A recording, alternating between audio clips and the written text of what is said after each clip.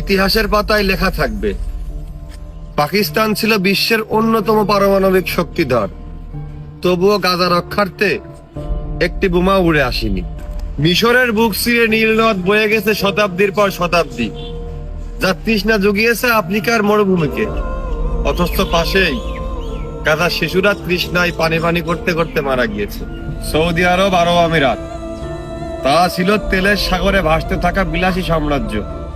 কিন্তু গাজায় তাদের অ্যাম্বুলেন্স গুলো পেট্রোলের অভাবে, অক্টেনের অভাবে নিরুপায় হয়ে রাস্তায় বন্ধ হয়ে দাঁড়িয়েছিল। আশা প্রত্যাশার সব থেকে বেশি চোখ হয়তো তাকিয়েছিল তুরস্কের দিকে। সামরিক শক্তি, নিরাপত্তা বা কূটনৈতিক সহায়তা নিশ্চয় আসবে। পারমাণবিক হাইড্রোজেন বোমাও ছিল, কিন্তু গাজার আকাশে একটার ছায়াও দেখা যায়নি। সবকিছুই লেখা থাকবে ইতিহাসের পাতায় মুসলিমদের উপর এই জুলুমের কথা। তবে সব থেকে বেশি করুণ ভাবে লেখা থাকবে মুসলমান হয়ে যারা মুসলমানদের কষ্টে শুধু ফেসবুকে ইমোশনাল ব্যাকগ্রাউন্ড মিউজিকের ভিডিও আর স্যাড রিয়াক্টই দিয়েছে।